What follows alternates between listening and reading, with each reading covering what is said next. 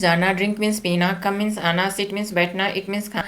अगर ऐसे इंग्लिश हम लोग समझ रहे हैं तो यह गलत है। सही क्या है तो इस वीडियो में हम लोग सीखेंगे, इस चैप्टर में सीखेंगे जो सही में इसका अर्थ क्या होता है, मीनिंग क्या।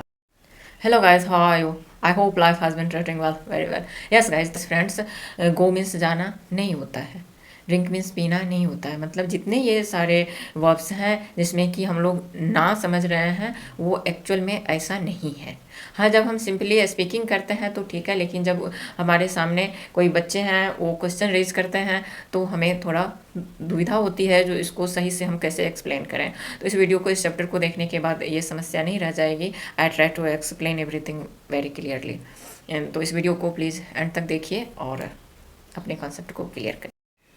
देखिए क्या है, सिंपली गो मीन्स जाना नहीं, ड्रिंक मीन्स पीना नहीं। सपोज इंग्लिश, सपोज क्लास में टीचर है, क्लास में टीचर हैं, वो किसी बच्चे को बोल रहे हैं तुम जाओ, तो क्या बोलेंगे?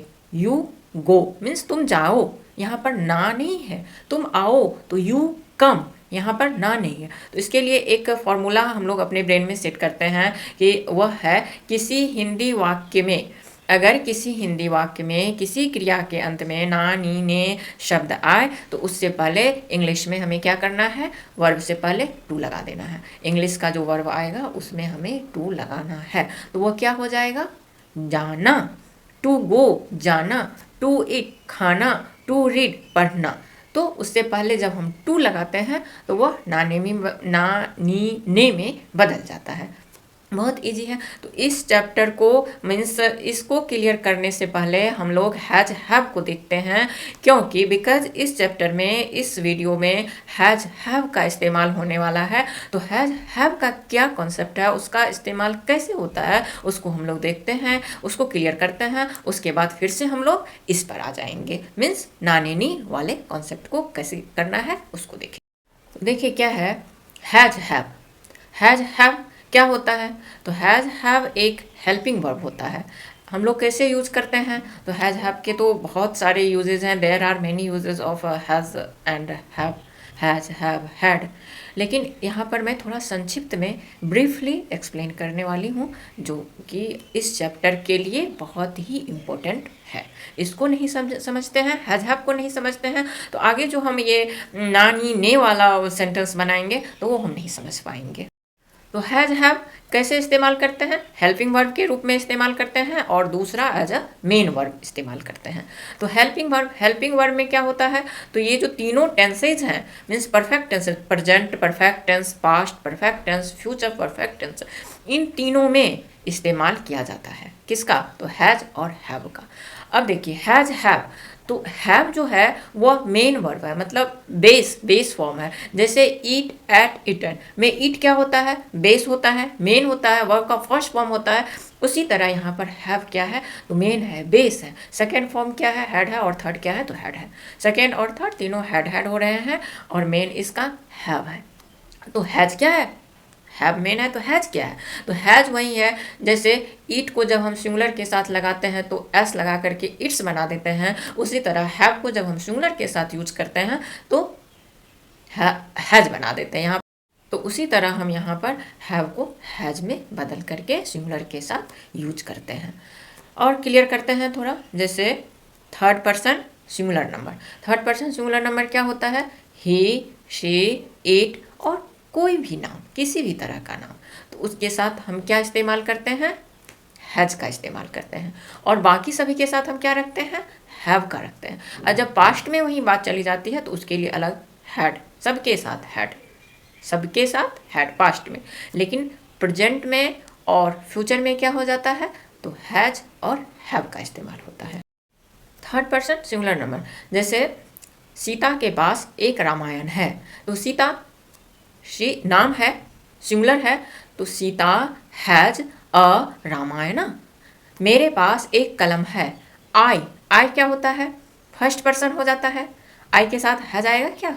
आई हैज अ पेन। यह सही है? नहीं, यह गलत है। आई क्या है? फर्स्ट पर्सन है। स्पीकर देमसेल्व्स, स्पीकर जो है, बोलने वाला जो है सो खुद है, जैसे मैं, आई स्पीकर देमसेल्व्स को दिखाता है, आई फर्स्ट पर्सन। हाँ, तो आई के साथ क्या आएगा? हैव आएगा। तो I have a pen means, स्थिर से समझते हैं, third person singular number he, she, it, किसी भी नाम के साथ हम क्या रखेंगे तो हैज रखेंगे। और बाकी जो आएगा आई, यू, वी सबके साथ हम क्या रखेंगे हैव को रखेंगे। यू सेकेंड पर्सन है। आपके पास एक कार है, आपके पास एक मोबाइल है, तो you have a car, you have a mobile. तो समझ गए हैज और हैव को एक हेल्पिंग वर्ब के रूप में हम कैसे इस्तेमाल करते हैं। क्लियर। क्योंकि आगे हम लोग देखेंगे जो आई है तो इसके साथ हैव हुआ है, नाम है तो इसके साथ हैज है, यू है तो उसके साथ हैव है, वी है तो इसके साथ हैव। तो वो क्यों है इसके साथ ये, इसके साथ ये, वो संदेह ना उत्पन्न हो इसके लिए ये समझना जरूरी था। अब होता है has have as a main verb. वही जो अभी अभी मैं बताई हूँ, जैसे आपके पास एक कार है, मेरे पास एक कलम है, तो यही है एज ए मेन वर्ब। ये मेन वर्ब को दिखाता है जिसमें क्या है पोजीशन को दिखाता है, ऑनरशिप को दिखाता है। जैसे आई have a car, you have a car, मतलब हमारे पास, आपके पास कुछ होना। और बहुत सारे यूजेज हैं, जैसे इलनेस को दिखाता है। मुझे हेडेक है तो आई हैव अ हेडेक, मुझे फीवर है आई हैव अ फीवर, ऐसे करके हम बोलते हैं तो इलनेस को भी दिखाता है। तो हम लोग देख लिए हैज हैव को क्या है, एक हेल्पिंग वर्ब के रूप में इस्तेमाल होता है और एक मेन वर्ब के रूप में इस्तेमाल होता है। इलनेस के रूप में भी मतलब इस्तेमाल होते हैं। There are many uses as I told. तो हेल्पिंग वर्ब इसको समझना बहुत क्लियर है। जो सिंगुलर के साथ हैज होता है, हैव क्या है तो मेन है, इसका सेकेंड और थर्ड क्या हो जाता है तो हैड और हैड हो जाता है। ठीक है। और बाकी सभी के साथ हम क्या रखते हैं तो हैव को रखते हैं। हैव क्या दिखाता है, हैज क्या दिखाता है तो पोजीशन को भी दिखाता है, ऑनरशिप को भी दिखाता है। जैसे आपके पास, मेरे पास, तो हैव लगा दिए। अब यहीं पर बोलते हैं रमा के पास, रमा के पास एक मोबाइल है, एक घड़ी है, Rama she is a girl, तो रमा हैज पोजीशन को दिखाना हो गया, has a mobile, has a pen, whatever. एक बात और हम लोग क्लियर कर लेते हैं। जैसे अभी पोजीशन को लेकर के हम लोग डिस्कस कर रहे हैं, तो बोल रहे हैं कि आई हैव अ कार। जब इसका निगेटिव बनाते हैं, जब हमको निगेटिव बोलने का आएगा हम लोगों को, तो कैसे बोलेंगे। जैसे मेरे पास कार नहीं है, मेरे पास मोबाइल नहीं है, तो कैसे बोलेंगे I have not a car, I have not a pen. Is it right? No. इसको हम डू डज हेल्पिंग वर्ब होते हैं, पता है, तो उसका इस्तेमाल करके ऐसे वाक्य को बनाएंगे, निगेटिव फॉर्म में हम लाएंगे। जैसे I don't have a car, I don't have a car, she doesn't have a pen. इस तरह से मतलब हमें क्या दिमाग में स्थिर रखना है, क्या हमें हमेशा याद रखना है, तो डू डज, डिड को भी ले लीजिए, के बाद जब निगेटिव बनाते हैं तो उसमें बेस फॉर्म आता है, मतलब वर्ब का फर्स्ट फॉर्म आता है। ऐसे बोलेंगे I have not a car, नहीं I don't have a car, तो हैव क्या हो जाता है यहाँ पर, बेस फॉर्म हो जाता है, तो इसलिए यहाँ पर आई don't have a car. Sita singular है तो इस तरह करके ना है Sita doesn't a. Clear guys. तो चलिए अब ये जो हमारा शुरू में ना नी वाला कॉन्सेप्ट है, इसको समझना बहुत इजी हो जाएगा, क्योंकि इस बात को तो समझ लिए हैं जो हिंदी के वाक्य में अगर ना नी आता है तो हमें इंग्लिश में क्या करना है, तो वर्ब से पहले टू लगाना है। अब इसको कैसे हम सेंटेंस में लाएंगे देखते हैं। मुझे जाना है, तो समझ गए हैं। आई क्या लेता है, आई क्या है, फर्स्ट पर्सन है, देमसेल्फ, स्पीकर जो है सो खुद में है, तो आई हैव टू गो, मुझे जाना है। अब मैं बोलती हूँ मुझे पढ़ने जाना है, पढ़ने जाना, दो बार पढ़ने ने आ रहा है, जाना ना आ रहा है, दो बार आ रहा है, तो इसको हम इंग्लिश वाक्य में, इंग्लिश सेंटेंस में कैसे बनाएंगे, कैसे बोलेंगे, तो दोनों बार हमें टू लगाना है। जैसे मुझे पढ़ने जाना है, I have to go to read, read से पहले भी हम टू लगा रहे हैं यहाँ पर, और गो से पहले भी टू लगा रहे हैं हम लोग। थोड़ा लंबा सेंटेंस हो या छोटा सेंटेंस हो, वर्ब जो आएगा उससे पहले हमें टू लगा देना है। और हमेशा इस बात को भी दिमाग में रखना है, टू के बाद जो रहेगा सो हमेशा बेस फॉर्म ही रहेगा, मतलब वर्ब का फर्स्ट फॉर्म ही रहेगा। यह नहीं जो टू के बाद सेकंड लगा दिया, नहीं, ऐसा नहीं करना है। मुझे इंग्लिश सीखने जाना है, सीखना और जाना दो बार ना आ रहा है, तो इसको कैसे देखेंगे, I have to go to learn English, मतलब 2 बार ना का क्रिया आ रहा है, 2 बार हिंदी का क्रिया आ रहा है, तो इंग्लिश में हमें दोनों वर्ब से पहले टू को लगाना है। ये नहीं जो एक बार टू लगाया तो दूसरे वर्ब में हमें टू नहीं लगाना है, तब उसका सेंस नहीं निकलता है, हमारा सेंटेंस गलत हो जाता है। For example, if you speak I have to go learn English, तो यह गलत हो जाता है। I have to go learn English, यह गलत हो जाता है। I have to go to learn English.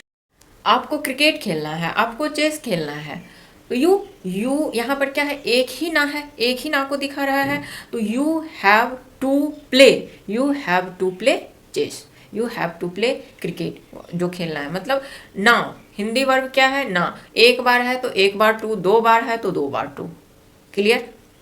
और ये भी क्लियर जो क्यों हम हैज ले रहे हैं और क्यों हैव ले रहे हैं, कहाँ क्या है, या यहाँ जो हम लोग हैज हैव का यूज कर रहे हैं वो किस फॉर्म में यूज कर रहे हैं, तो हेल्पिंग वर्ब के रूप में यूज कर रहे हैं। जैसे पहले हम लोग सीखे हैं जो फर्स्ट पर्सन सिंगुलर नंबर के साथ हैज आएगा और बाकी के साथ हैव आएगा, तो उसी को हम लोग अभी नानेनी वाले के साथ जोड़ करके वाक्य बना रहे हैं। ये जो इस्तेमाल है, जो मुझे खेलने जाना है, तो यह क्या है, हैज हैव का कौन सा यूज है, तो as a helping verb, as a helping verb याद रखना है। इन सब बातों को, छोटी छोटी बातें हैं, लेकिन छोटी छोटी बातें के लिए बोलने के लिए तो बोल लेते हैं, किसी के मुंह से सुना, सुनते सुनते ही सीखते हैं तो सीख जाते हैं। लेकिन अगर कोई बच्चे पूछते जो यहाँ पर टीचर यहाँ पर ये कैसे हो गया, इसके साथ ये क्यों, इसके बहुत बच्चे ऐसे भी होते हैं जो बहुत मतलब डिफिकल्ट क्वेश्चन रेज करते हैं, जिसका हम लोग होप नहीं कर सकते हैं, जो ये बच्चे ऐसे भी पूछ सकते हैं लेकिन पूछ डालते हैं। तो अगर हम बच्चे को बोलते हैं आपको इससे कोई मतलब नहीं है, आप सिंपली स्पीकिंग करो, तो बच्चे क्या समझेंगे, टीचर को खुद नहीं आता है तो वो हमारे पास से चले जाएंगे। तो ऐसा नहीं होना है, बच्चे को हमें बांध के रखना है और खुद को कॉन्सेप्ट क्लियर करते हैं ना, खुद को नॉलेजेबल बनाते हैं। मुझे इंग्लिश सीखनी है, मुझे अंग्रेजी सीखनी है, तो ना कितने बार आता है, एक बार आता है, I have to learn English. आपको इंग्लिश सीखने के लिए जाना है, इंग्लिश सीखने के लिए जाना है, सीखने और जाना 2 बार आ रहा है, तो यू क्या लेगा, has, you have to go to learn English. हमें इंग्लिश सीखने के लिए, इंग्लिश सीखने के लिए इंस्टीट्यूट जाना है, तो अब इसमें कहाँ कितने बार टू लगेगा, इंग्लिश सीखने के लिए इंस्टीट्यूट जाना है। 2 बार तो हम लोग सीख चुके हैं, जो 2 बार, लेकिन बीच में एक यहाँ पर क्या आ रहा है, कोचिंग आ रहा है, इंस्टीट्यूट आ रहा है, जो एक जगह का नाम है, एक प्लेस है, एक संस्था है, तो वहाँ जाना है। तो इसको हम लोग कैसे बोलेंगे, मुझे इंग्लिश सीखने के लिए कोचिंग जाना है, मुझे इंग्लिश सीखने के लिए इंस्टीट्यूट जाना है, हिंदी सीखने के लिए, मीन्स जो कुछ भी सीखने के लिए आपको कहीं जाना है, तो सीखना और जाना और उस जगह का नाम बीच में है, कोचिंग है, स्कूल है, तो इसको हम लोग कैसे फ्रेम करेंगे। Yes guys, I think this concept is clear, या कॉन्सेप्ट क्लियर हो गया है कि सिंपली जो हम लोग समझते हैं गो मीन्स जाना, नहीं, गो मीन्स जाना नहीं होता, गो मीन्स जाओ होता है, यू गो। तो जब हमें बोलना है, जब ना वाला उसमें सेंस को लगाना है, तो उससे पहले हम क्या लगाएंगे, तो इंग्लिश में हम टू लगाएंगे। समझ चुके हैं हैज़ हैव का कहाँ इस्तेमाल होता है, हम लोग समझ गए हैं। मुझे जाना है, आई हैव टू गो, मुझे क्रिकेट खेलना है, I have to play cricket, आपको चेस खेलना है तो you have to play chess, इस तरह से बोलते हैं। क्योंकि फर्स्ट आई क्या है, तो फर्स्ट पर्सन है, स्पीकर खुद में होता है, स्पीकर दमसेल्व्स को दिखाता है, और यू सेकंड पर्सन है, तो आई के साथ, यू के साथ, वी के साथ, मतलब singular third person singular number किसी नाम को छोड़ करके जितने भी आएंगे सबके साथ हमें हैव का इस्तेमाल करना है। और जब वर्ब में ना ने नी को दिखाना होता है, तो इंग्लिश में मेन वर्ब से पहले हमें टू लगाना है। याद रखें, मेन वर्ब, ना कि सेकेंड और थर्ड फॉर्म ऑफ वर्ब्स। ठीक है, मुझे अंग्रेजी सीखनी है तो I have to learn English, इस तरह से। आपको तो यू हैव, वहीं पर अगर किसी नाम को दे दे, किसी लड़की के नाम को दे देते हैं, किसी लड़का, मतलब किसी नाम रहता है, जैसे उसे अगर लड़का है तो he has to learn, he has to learn. क्यों बिकॉज ही क्या है, तो थर्ड पर्सन सिंगुलर नंबर है। टू क्यों लगाते हैं, क्योंकि एक्शन में काम को दिखाना है, सीखना एक्शन में दिखाता है। पोजीशन का बात होता है तो वहाँ पर हमें टू नहीं लगाना होता है। जैसे मेरे पास एक कलम है, आई हैव अ पेन, आपके पास एक मोबाइल है तो यू हैव अ मोबाइल, वो क्या है, पोजीशन है, ऑनरशिप को दिखाता है, हैज़ हैव। क्लियर कोई डाउट नहीं होनी चाहिए। मुझे केक खाना है, मुझे केक, जैसे बच्चे बोलते हैं मुझे केक खाना, तो I have to eat a cake. या मुझे क्रिकेट खेलने जाना है, अभी अभी हम लोग डिस्कस किए हैं, तो I have to go to play cricket. मतलब हिंदी में ना ने नी 2 बार आ रहा है, तो वर्ब से पहले हमें, मेन वर्ब से पहले हमें 2 बार टू का यूज करना है, इस्तेमाल करना है। मुझे अंग्रेजी सीखने जाना है, मुझे अंग्रेजी सीखना है, तो I have to go to learn English. 2 बार के लिए 2 बार टू का इस्तेमाल करते हैं। मुझे अंग्रेजी बोलने सीखने जाना है, तो I have to go to learn, I have to go to learn to speak English. मुझे अंग्रेजी बोलना सीखने 2 बार, जाना 3 बार। मुझे अंग्रेजी बोलना सीखने जाना है 3 बार। ना आ रहा है ना, तो इसको कैसे बोलेंगे? I have to go to learn to speak English. Clear? ये नहीं जो एक बार टू लगाया और बाकी के सिर्फ हम मेन वर्ब ही लगाते चले जाए और हमारा वाक्य कंप्लीट हो जाएगा। नहीं, वो तो टोटली रॉन्ग हो जाता है ना। तो जितने ना ने नहीं आते हैं, 1 बार आए, 2 बार आए, 3 बार आए, सबके पहले हमें टू लगा करके सेंटेंस को, वाक्य को लंबा करना होता है। यस गाइस, इस तरह से हम लोग देख लिए कितनी महत्वपूर्ण, कितनी इंपॉर्टेंट बातें ये समझने के लिए थी जो एक्चुअल मीनिंग क्या होता है।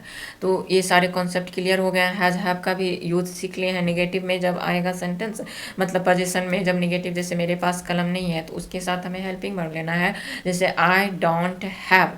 और जो डू डज डिड के बाद क्या होता है? नॉट लग, तो मेन वर्ब होता है, विश फॉर्म होता है। जैसे मेरे पास कलम नहीं है, तो I don't have a pen. हमेशा इन छोटी छोटी बातों को हमेशा हमारे अपने प्रैक्टिस में रखना है और स्पीकिंग के लेवल को थोड़ा अप करना है। यस गाइस, तो इस तरह से हम लोग क्लियर कर लिए। हैज़ हैव मेन वर्ब होता है, हेल्पिंग वर्ब होता है, डिजीज़ के लिए होता है, बीमारियां जो होती है उसको दिखाने के लिए भी होता है। और ये जो है ना, मतलब वर्ब में गो मीन्स जाना है, अभी जो हम लोग डिस्कस किए हैं, इसको एक्चुअल में कैसे समझते हैं, इसकी वास्तविकता क्या है। तो अब आई होप अब कितनी भी लंबी सेंटेंस हो और ना नीने वाला हो, तो हम लोग आराम से उसे स्ट्रक्चर में ले आएंगे, आराम से हम लोग उसको बोल पाएंगे। I hope this video must have helped. So please don't forget to subscribe this channel. Please subscribe this channel. Press bell icon so that whenever I upload video, you can watch, you can get notification fastly. Don't forget to like, share and subscribe this channel. Thank you. Thank you for watching guys. Thank you.